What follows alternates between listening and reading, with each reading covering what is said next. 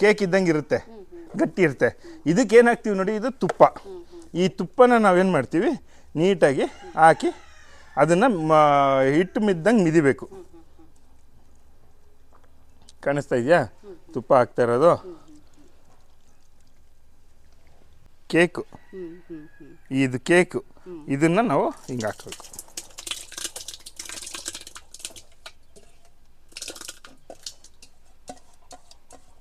ಟೈಮಲ್ಲಿ ನಿಮಗೆ ಒಳ್ಳೆ ರಿಸಲ್ಟ್ಸ್ ಬರುತ್ತೆ. ಸೊ ಆವಾಗ ಚೆನ್ನಾಗಿ ಗಿಡ ಚೆನ್ನಾಗಿರುತ್ತೆ. ಸೊ ಆ ಟೈಮಲ್ಲಿ ನೀವು ಸ್ಪ್ರೇ ಮಾಡಬೇಕು. ಆ್ಯಂಡ್ ತಂಪೊತ್ತಲ್ಲಿ ಸ್ಪ್ರೇ ಮಾಡಬೇಕು. ಯಾವುದೇ ಕಾರಣಕ್ಕೂ ಬಿಸಿಲಿದ್ದಾಗ ಸ್ಪ್ರೇ ಮಾಡಬಾರ್ದು ಇವನ್ನೆಲ್ಲ. ಸೊ ಆವಾಗ ತಂಪೊತ್ತಲ್ಲಿ ಸ್ಪ್ರೇ ಮಾಡೋದ್ರಿಂದ ಗಿಡ ಚೆನ್ನಾಗಿ ಹೀರ್ಕೊಳ್ಳುತ್ತೆ. ಆದಷ್ಟು ಬೆಳಗ್ಗೆ ಹೊತ್ತು ಮಾಡೋದ್ರಿಂದ ಹೀರ್ಕೊಂಡು ಎಲೆಗಳ ಮೇಲಿರೋದ್ರಿಂದ ಫೋಟೋಸಿಂಥಸಿಸಲ್ಲಿ ಎಲ್ಲ ತೊಗೊಂಡು ಚೆನ್ನಾಗಿ ಗಿಡದಿಂದ ಎಲ್ಲ ಭಾಗಗಳಿಗೂ ಸರ್ಕ್ಯುಲೇಟ್ ಆಗುತ್ತೆ. ಸರ್ಕ್ಯುಲೇಟ್ ಆಗಿ ಅದು ಈಗ ನಾವು ಮಾಡೋವಂಥದ್ದು ಪಂಚಗವ್ಯ ಅಂತ. ಪಂಚಗವ್ಯ ಅಂತ ಅಂದರೆ ಗೋವಿನ 5 ಉತ್ಪನ್ನಗಳ ಒಂದು ದ್ರಾವಣ ಮಾಡ್ತೀವಿ.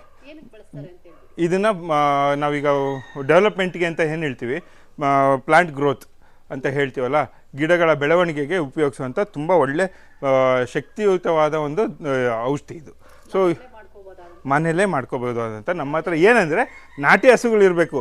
ಯಾಕೆಂದರೆ ಇದಕ್ಕೆ ಬಳಸೋವಂಥದ್ದು ನಾಟಿ ಹಸುವಿನ ಸಗಣಿ, ನಾಟಿ ಹಸುವಿನ ಗಂಜಲ, ನಾಟಿ ಹಸುವಿನ ತುಪ್ಪ, ನಾಟಿ ಹಸುವಿನ ಮೊಸರು, ನಾಟಿ ಹಸುವಿನ ಹಾಲು. ಈ 5ನ್ನ ಸೇರಿಸಿದ್ರೆ ಏನಾಯಿತು, ಪಂಚಗವ್ಯ ಅಂತ. 5 ಉತ್ಪನ್ನಗಳಿಂದ ಮಾಡುವಂಥದ್ದು ಪಂಚಗವ್ಯ. ಈಗ ಅದ್ರ ಜೊತೆಗೆ ಸ್ವಲ್ಪ ವ್ಯಾಲ್ಯೂ ಎಡಿಷನ್ ಆಗಿದೆ. ಅಂದರೆ ಏನಾದ್ರು ಇನ್ನೂ ಸ್ವಲ್ಪ ಚೆನ್ನಾಗಿ ಬರಲಿ ಅಂತ ಹೇಳ್ಬಿಟ್ಟು ಎಳ್ನೀರು ಕೊಡ್ತೀವಿ, ಬೇರೆ ಏನಿಲ್ಲ.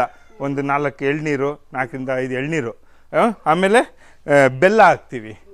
ಇದೊತ್ತಿಗೆ ಸಿಹಿಯಾದ ಹಣ್ಣುಗಳು ಇರ್ಬೋದು, ಸಿಹಿಯಾದ ಹಣ್ಣುಗಳನ್ನು ನಾವು ಹಾಕ್ಬೋದು.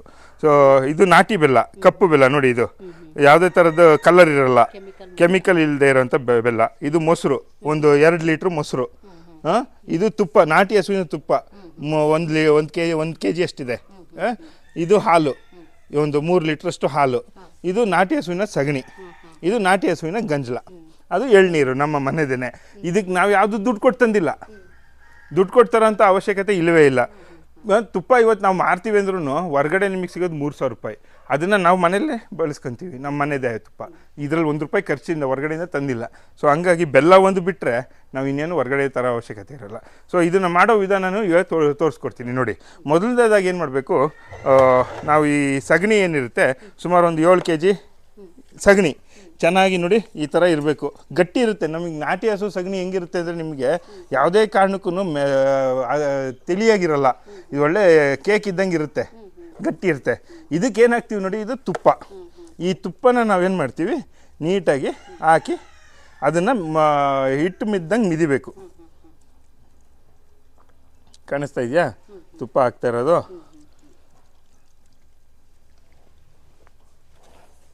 ಪೂರ್ತಿ 1 kg ಅಷ್ಟು ತುಪ್ಪ, ನಾಟಿ ಹಸುವಿನ ತುಪ್ಪ.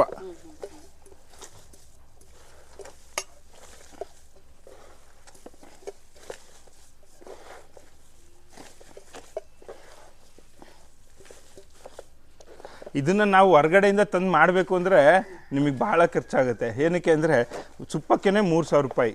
ಹಾಲು ನೀವು 3 ಲೀಟ್ರ್ ತೊಗೊಂಡಿದ್ದೀವಿ, 120 ರೂಪಾಯಿ 1 ಲೀಟ್ರ್ ಹಾಲಿಗೆ. ಸೊ ನಿಮಗೆ ಖರ್ಚು ಎಷ್ಟಾಗುತ್ತೆ ಹೇಳಿ? ಮೊಸರು ಇರ್ಬೋದು, ಎಲ್ಲದೂ ಭಾಳ ಖರ್ಚಾಗ್ತದೆ. ಅದೇ ನಮ್ಮ ಮನೇಲೇ 2 ಹಸು ಇತ್ತು ಅಂದರೆ ಎಲ್ಲೂ ಹೊರಗಡೆ ಹೋಗೋ ಅವಶ್ಯಕತೆ ಇಲ್ವಾ?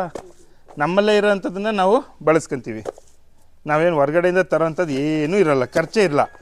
ಬಟ್ ಇದರಲ್ಲಿ ಔಷಧಿ ತಯಾರು ಮಾಡ್ತೀವಲ್ಲ, ಇದನ್ನು ನಾವು ತಯಾರಿಸಿ ಮಾಡೋವಂಥ ಔಷಧಿನ ನಾವು ಗಿಡಗಳ ಫ್ರೂಟಿಂಗ್ ಟೈಮಲ್ಲಿ, ಫ್ಲಾರಿಂಗ್ ಟೈಮಲ್ಲಿ ನಾವು, ಅಂದರೆ ಮೊಗರು ಕಚ್ಚುತ್ತಲ್ಲ, ಮೊಗರು ಕಚ್ಚೋ ಟೈಮಲ್ಲಿ ನಾವು ಇದನ್ನು ಸ್ಪ್ರೇ ಮಾಡಿದ್ರೆ ಈ ಔಷಧಿನ, ನಮಗೆ ಹೂಗಳು ಯಾವುದೇ ಥರ ಉದುರೋ ಅಂಥದ್ದು ಪ್ರಾಬ್ಲಮ್ಮೇ ಬರಲ್ಲ. ಆಮೇಲೆ ಕಾಯಿಗಳಿರ್ಬೋದು, ಎಲ್ಲ ಒಳ್ಳೆ ಕಾಯಿಗಳು ಬರುತ್ತೆ, ಚೆನ್ನಾಗಿ ದಪ್ಪ ಕಾಯಿ ಸೈಜು. ಈಗ ಟೊಮೊಟೊ ಹಣ್ಣಿಗೆ ಏನಾದ್ರು ಸ್ಪ್ರೇ ಮಾಡಿದರೆ ಅದರದ್ದು ಫ್ರೂಟಿಂಗ್ ಟೈಮಲ್ಲಿ ನಿಮಗೆ ಹಣ್ಣುಗಳು ಒಳ್ಳೆ ದಪ್ಪ ಸೈಜ್ ಬರುತ್ತೆ, ಆಮೇಲೆ ಒಳ್ಳೆ ಶೈನಿಂಗ್ ಬರುತ್ತೆ, ನಿಮಗೆ ಆ ಥರ ಚೆನ್ನಾಗಿರುತ್ತೆ. ರುಚಿ ಅಂತ ಕೇಳಲೇಬೇಡಿ. ಅದಕ್ಕಿಂತ ಹೆಚ್ಚಾಗಿ ಶೆಲ್ಫ್ ಲೈಫು ನಿಮಗೆ ಬೇರೆ ಟೊಮೆಟೊ ಹಣ್ಣುಗಳು ಒಂದು 3 ದಿವಸದಲ್ಲಿ ಹಾಳಾಗುವಂಥದ್ದಾದರೆ ಇದು ನಿಮಗೆ 1 ವಾರ ಇಟ್ಟರೂ ಹಾಳಾಗಲ್ಲ. ಇದರಲ್ಲಿ ಬೆಳೆದಂಥ ಇದು ಹಣ್ಣುಗಳು, ಯಾಕಂದರೆ ಇದರಲ್ಲಿ ಅಂಥ ಶಕ್ತಿ ಇರ್ತದೆ. ನ್ಯಾಚುರಲ್ ಆಗಿ ಹಸು ಇದು ಇಲ್ಲಿಗೆ ಹಾಕೋಣ, ಇಲ್ಲ ಇದ್ರೊಳಗೆ ಹಾಕೊಳ್ಳೋಣ. ಹಸುವಿನ ಸಗಣಿ ಹಾಕಿ ಮಿಕ್ಸ್ ಮಾಡಿರೋದು. ಹಾಂ,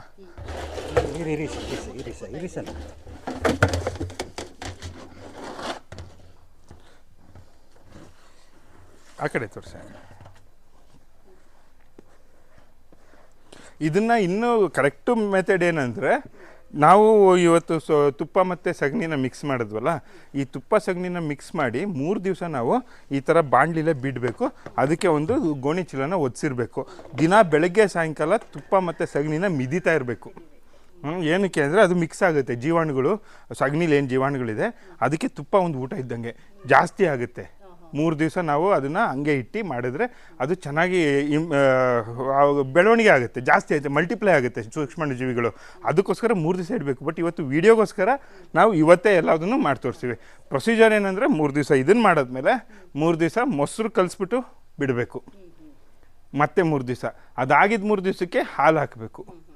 ಮತ್ತೆ 3 ದಿವಸ ಮಿಕ್ಸ್ ಮಾಡಬೇಕು. ಅದಾಗಿದ್ದು 3 ದಿವಸಕ್ಕೆ ಗಂಜಲ ಹಾಕಬೇಕು. ಸೊ 5 ಪದಾರ್ಥ ಈ ಥರ ನಾವು ಹಾಕಬೇಕಾಗಿರೋದು.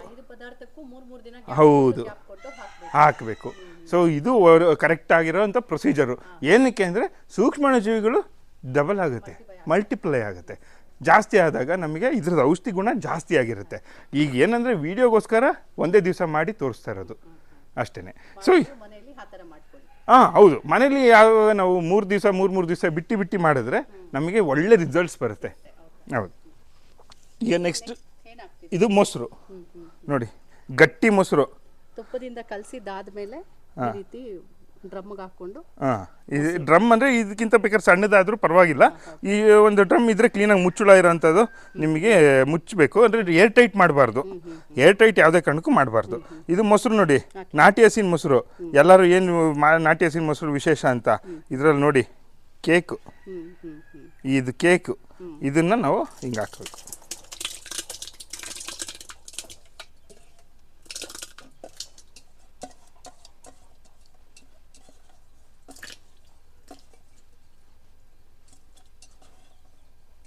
ಎಷ್ಟು ಪದಾರ್ಥ ಆಯಿತು?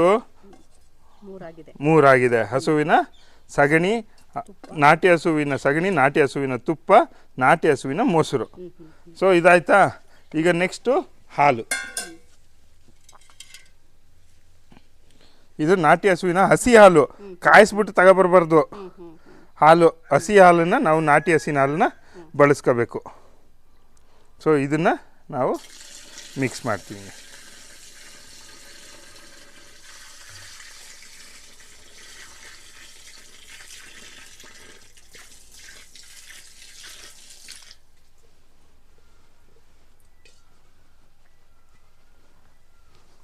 ಇದಾದಮೇಲೆ ಒಂಚೂರು ಮಿಕ್ಸ್ ಮಾಡ್ಕೊಳ್ಳೋಣ. ಒಂದು ಈ ಥರ ಕ್ಲೀನಾಗಿರೋ ಒಂದು ದೊಣ್ಣೆ ತೊಗೊಂಡು ಇದನ್ನು ಆದಷ್ಟು ಮಿಕ್ಸ್ ಮಾಡ್ಕೊಳ್ಳೋಣ.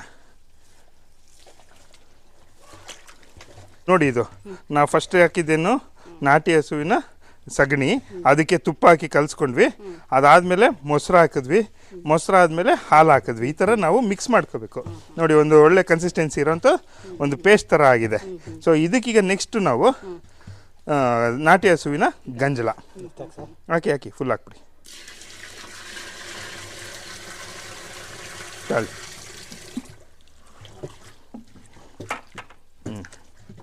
ಈ ಥರ ಮಿಕ್ಸ್ ಮಾಡ್ಕೋಬೇಕು ನಾವು. ಆಮೇಲೆ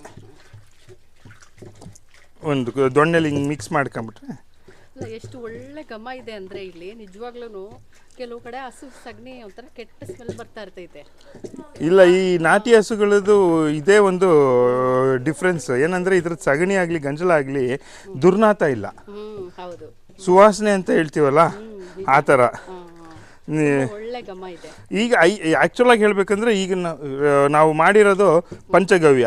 5 ಗೋವಿನ 5 ಉತ್ಪನ್ನಗಳು ನಾವಿದು ಹಾಕಾಗಿದೆ. ಏನು? ನಾಟಿ ಹಸುವಿನ ಸಗಣಿ, ನಾಟಿ ಹಸುವಿನ ತುಪ್ಪ, ನಾಟಿ ಹಸುವಿನ ಮೊಸರು, ನಾಟಿ ಹಸುವಿನ ಹಾಲು, ಅದಾದಮೇಲೆ ನಾಟಿ ಹಸುವಿನ ಗಂಜಲ. ಇದು ಆ್ಯಕ್ಚುಲಾಗಿ ಪ್ರೊಸೆಸ್ ಒಂಥರದಲ್ಲಿ ಕಂಪ್ಲೀಟ್ ಆಯಿತು. ನೋಡಿ ಇದು ಹೆಂಗೆ ಇದಾಗಿದೆ. ಸೊ ಇದ್ರ ನಂತರ ಏನಂದರೆ ಸ್ವಲ್ಪ ಮೇಲೆಗೆ ಇನ್ನೊಂಚೂರು ಚೆನ್ನಾಗಿ ಬರಲಿ ಅಂತ ಸ್ವಲ್ಪ ಬೆಲ್ಲ ಹಾಕೋತೀವಿ. ಆ ಬೆಲ್ಲಕ್ಕೆ ಒಂಚೂರು ಗಂಜಲ ಹಾಕಿ ಒಂಚೂರು ಮಿಕ್ಸ್ ಮಾಡ್ಕೊಳ್ಳಿ. ನೀರಂತೂ ಯಾವುದೇ ಕಾರಣಕ್ಕೂ ಮುಟ್ಟಿಸ್ಬಾರ್ದು. ನಾವು ಗಂಜಲ ಏನು ಸೇರಿಸ್ಬೇಕಿತ್ತು ಅದರಲ್ಲಿ ಒಂಚೂರು ಗಂಜಲ ಉಳಿಸ್ಕೊಂಡು ಬೆಲ್ಲನ ಅದರಲ್ಲಿ ಮಿಕ್ಸ್ ಮಾಡ್ಕೊತೀವಿ, ಕರಗಿಸ್ಕೊತೀವಿ. ಅದು ಇದಕ್ಕೆ ಹಾಕಿದ್ರೂ ಕರಗುತ್ತೆ, ಬಟ್ ನಾವು ಒಂದೇ ರೀತಿ ಒಂದು ಸ್ವಲ್ಪ ಇನ್ನೊಂಚೂರು ಮಿಕ್ಸ್ ಮಾಡ್ದಂಗೆ ಆಗುತ್ತೆ. ಆವಾಗ ಬೇಗ ಮಿಕ್ಸ್ ಆಗುತ್ತೆ ಅನ್ನೋ ಉದ್ದೇಶಕ್ಕೆ ನೀರು ಹಾಕ್ಬಾರ್ದು. ಯಾವುದೇ ಕಾರಣಕ್ಕೂ ಒಂದು ಚೂರು ನೀರು ಸೋಗಿಸ್ಬಾರ್ದು. ಈಗ ಏನನ್ನ ಹಾಕ್ತಾ ಇರೋದು? ಈಗ ಬೆಲ್ಲನ ನಾವು ಸ್ವಲ್ಪ ಗಂಜಲ ಹಾಕಿ ಕಲಸ್ಕೊಂಡ್ವಲ್ಲ, ಆ ಬೆಲ್ಲನ ಇದಕ್ಕೆ ಸೇರಿಸ್ತಾ ಇದ್ದೀವಿ. ಒಂದು 2 kg ಅಷ್ಟು ಬೆಲ್ಲ ಹಾಕಿ. 2 kg ಬೆಲ್ಲ ಇದೆಯಾ?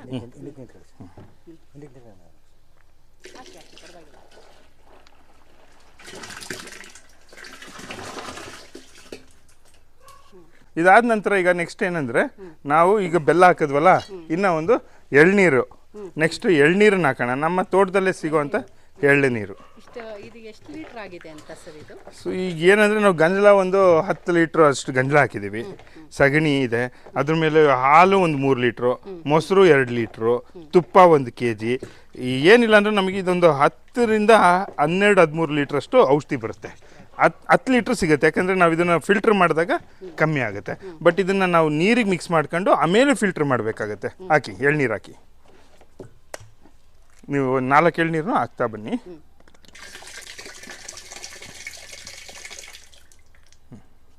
ಎಳ್ನೀರು ಸೇರಿಸೋದ್ರಿಂದ ಏನಂದ್ರೆ, ಎಳ್ನೀರು ಸೇರಿಸೋದಂದ್ರೆ ಈಗ ಸಿಹಿ ಪದಾರ್ಥಗಳನ್ನು ಸೇರಿಸ್ಬೇಕಾಗತ್ತೆ. ಸಿಹಿ ಹಣ್ಣು, ಈಗ ಬಾಳೆಹಣ್ಣು ಹಾಕ್ತೀವಿ. ಬಾಳೆಹಣ್ಣು ಏನಂದ್ರೆ, ಈಗ ಪಚ್ಚ ಬಾಳೆಹಣ್ಣು ತುಂಬ ಕೊಳ್ತೋಗಿರುತ್ತೆ ನೋಡಿ, ಕಪ್ಪಗೆ ಬಂದಿರುತ್ತೆ, ನಾವು ಮನೇಲಿ ತಿನ್ನಕ್ಕಾಗಲ್ಲ ಅಂತ ಬಿಟ್ಟಿರ್ತೀವಿ.